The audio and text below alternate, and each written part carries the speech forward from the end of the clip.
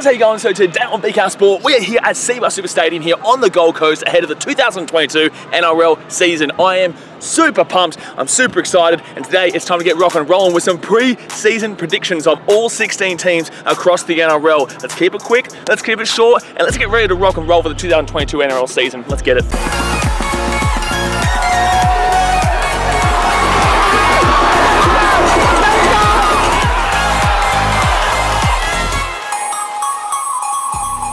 Unfortunately, ladies and gentlemen, you don't want to be down here. No, you don't want to be down this area of the woods. You're going to get number 16. Last place is the Cowboys. I'm so sorry, North Queensland, but unfortunately, I'm not exactly that excited. I saw you had a pretty good pre-season. Pre-season doesn't mean anything.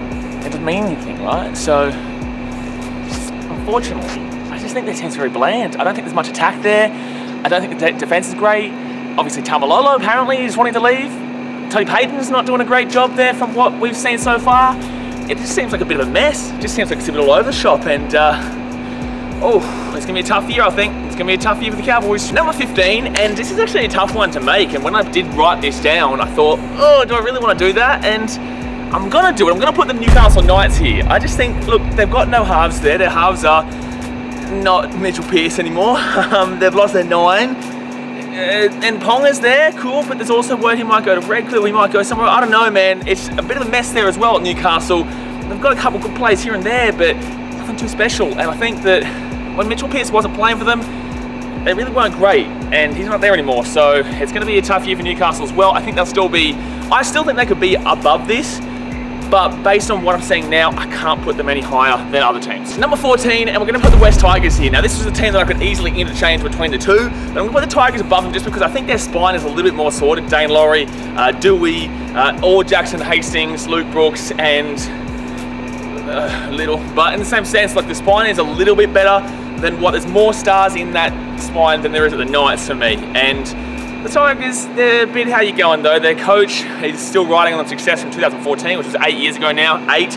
But overall, Tigers will probably be a little bit better than the other two teams below them, but easily could also finish below as well. Number 13, were you expecting this one? I don't know, but you're gonna get the Canterbury Bulldogs. Whoa, yeah, I know, they are quite low here. A lot of people were talking about the 8. I think that was just the Dogs fans and people who don't know what they're talking about.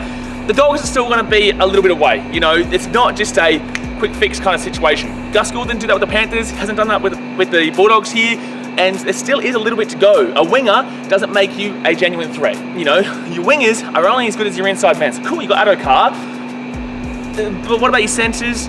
Your halves are still very unproven. Fullback wasn't wanted by anyone except for this team. The number 9 is, you know, okay, like that's the point. You can have as many great players on your outside backs as you like, but you need to have the ball to get to them from your good players on the inside. And I just don't trust that inside ball just yet. So it's going to be an interesting year for the Dogs. I still think this is improvement. Anything's improvement based on the last year, but overall, it's not going to be great. And I think the Bulldogs have set themselves up for some unrealistic expectations with a couple of decent signings. Because Trent Barrett, for me, still shouldn't be a coach. He still shouldn't be a coach. I've been saying this for years.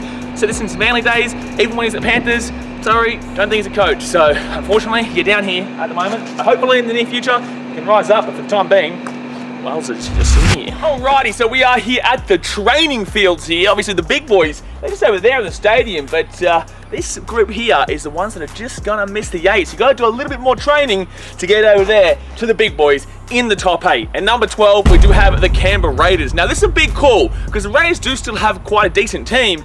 However, they lost their 7, Jamal Fogarty, who they just bought from the Gold Coast Titans. And I just don't know how Ricky Stewart's going right now. He didn't have a great year last year.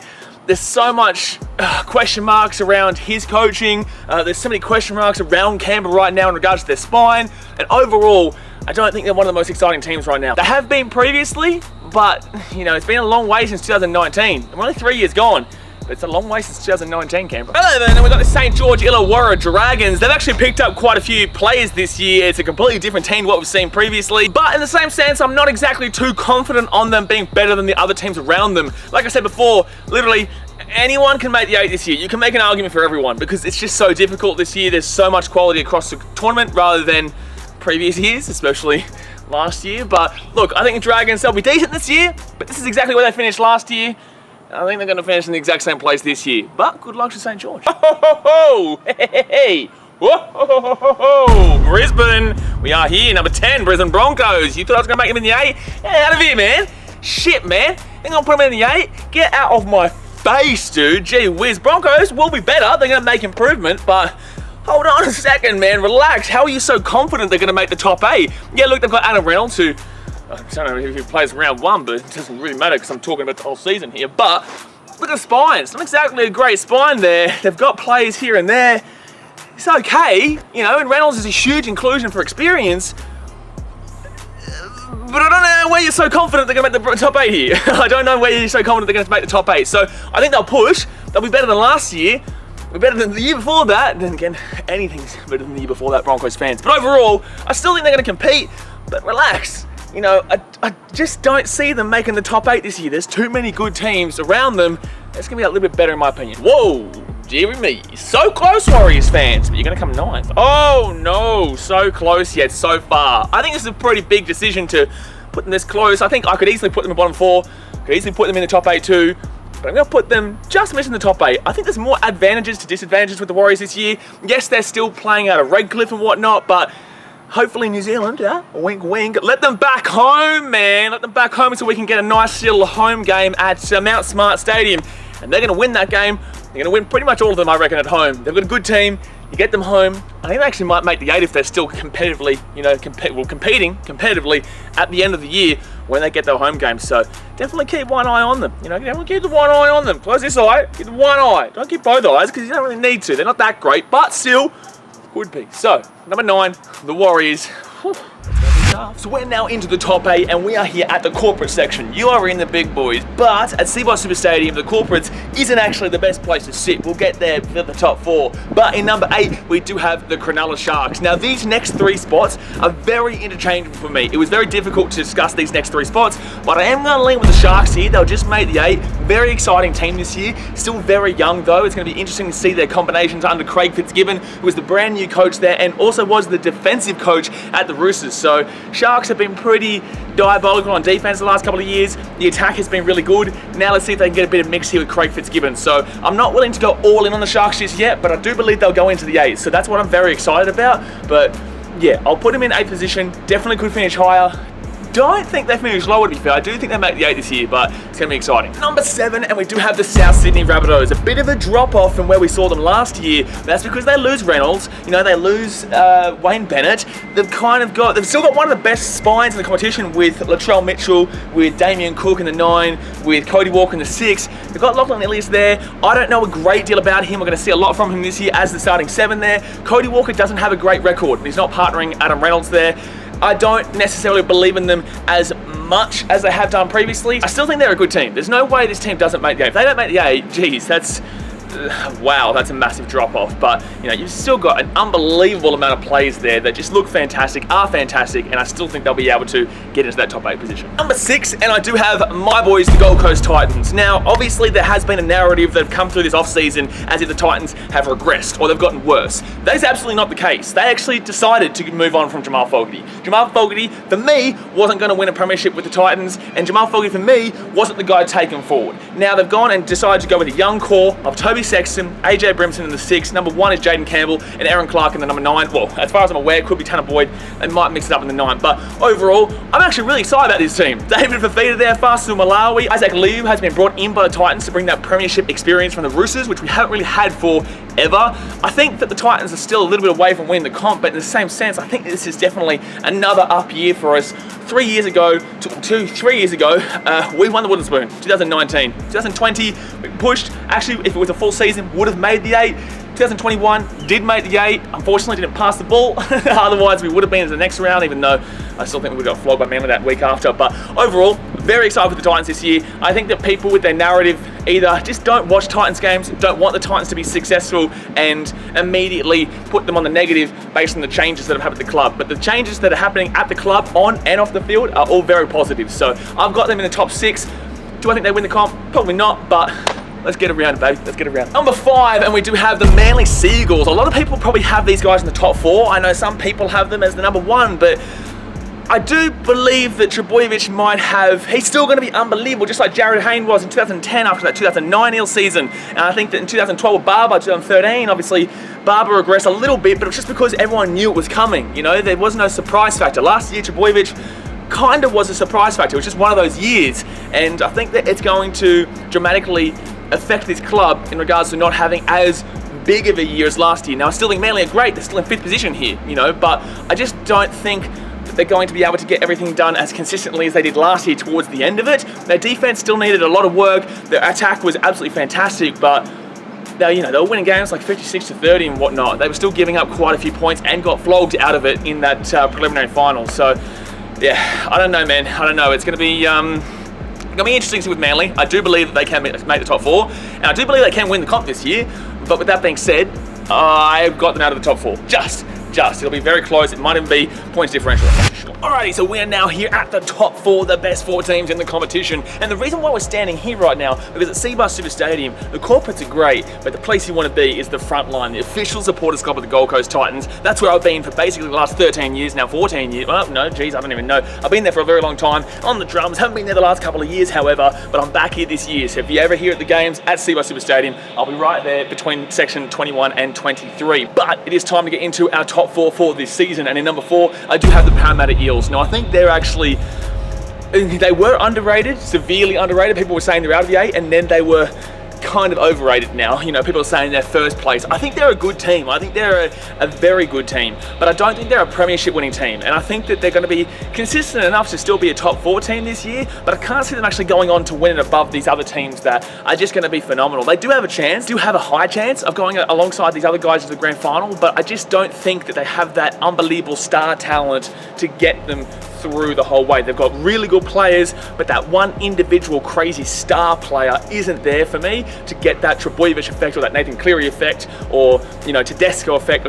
Those kind of players, it's just, I don't know, man, the Storm have all of them. They have 100 different star players. So that's my only issue with Parramatta. But still top 4, and best of luck to them this year, because this is probably their last hoorah before, you know, things probably come crashing down otherwise. Number 3, we have the Penrith Panthers. Yeah, I know, I had them in first last year. I predicted them the whole way through. Same with the Rabbitohs in the grand final, but I got the Panthers right last year. But this year, I'm actually going to put them down a little bit. I'm going to put them into the number 3 position. And the reason being is that I think that they're still fantastic, and I still think they're going to be one of the better teams in the comp, and absolutely could still win the competition this year. But I just don't know if that same drive is there in comparison. I just think that, look, they won, they got that feeling, and then this could be one of those second-year syndrome kind of things. You know, obviously in 2020, they did really well, fell short. They've got that absolute drive to get that next level, and they did it. They did it in 2021, but now 2022, they've already done it. So are they going to be able to pick themselves up again and go again? A lot of teams usually start off thinking that they've already won it after they've won the competition. Storm and Roosters and that, they're used to understanding how to start from scratch again, but sometimes when there's long droughts, the next year, the team kind of struggles because they already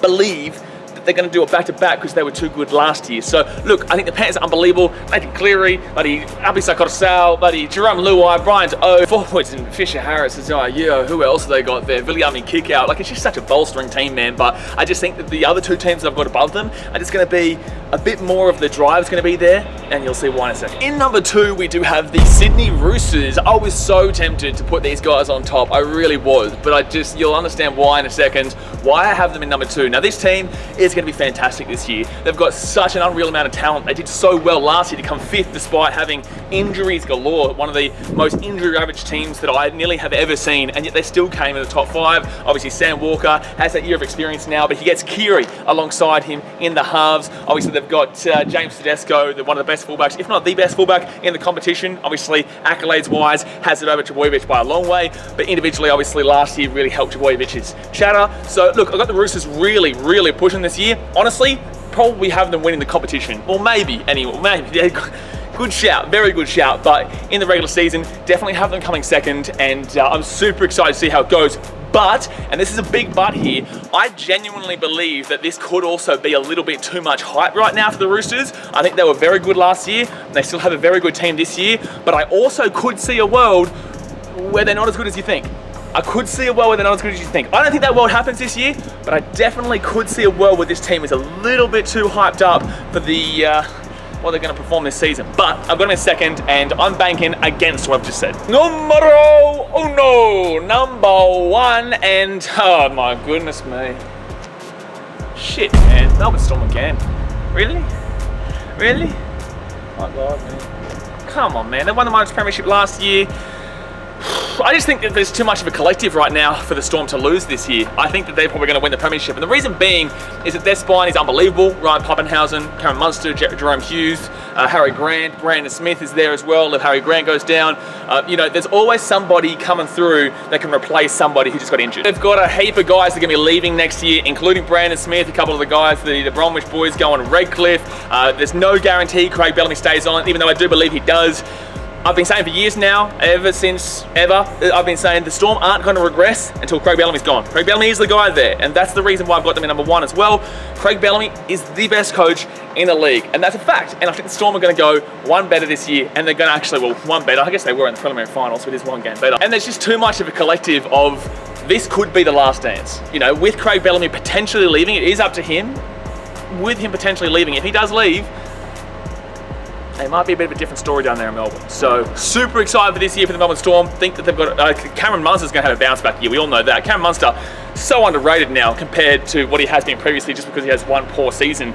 It was one season, lads. You know, it was one season. I would normally say this is kind of like a regular pick, but it kind of isn't really. Like last year, you guys had Panthers outside the top 4. A lot of you will say that you know you had them winning the comp, but you didn't. Pretty much all of you. I saw pretty much everyone online was talking about the Panthers just missing the 4 or just getting to the 4 and 4th, and they weren't going to win it that year. And I had them to win, and they obviously won. Yeah, cool, right? Okay. Well, I've seen the same thing about the Storm this year, where everyone's saying, "Oh, I don't know about the Storm." You know, you hear this every single year. Okay, you hear this every single year. It actually can be classed as a relative different pick because the Panthers, the Roosters, and Manly getting all the hype this year. Even Parramatta, buddy, surprisingly enough. So I don't know, I'm going against the grain with the Melbourne Storm. It's not against the grain. To be honest with you, I'm just joking. Obviously, we all know number 1's going to be the Gold Coast Titans. Boom! There we go, guys. That is my predictions for the 2022 NRL season. Please annihilate me in the comments section. Don't really care. I got annihilated last year and I did a killer job. So hopefully this time I can prove you all wrong again, baby. Let's get it. But you guys right now need to go and hit that thumbs up button. Subscribe if you are new around here. The vlogs are returning this year. Obviously, I was stuck in Sydney and Fiji and everywhere. I couldn't get any vlogs out. Obviously, this year we're going to be right back in there doing vlogs every single week in the front line, the official supporters club of the Gold Coast Titans. So definitely come down, say hello, get amongst the atmosphere, get around the drums, get crazy, get loud. That's exactly what we're going to be doing this year. Like I said, thumbs up, subscribe, live your passion. Don't let anybody tell you can't do something. And I'll see you guys next time. Thanks for watching. Catch you later. So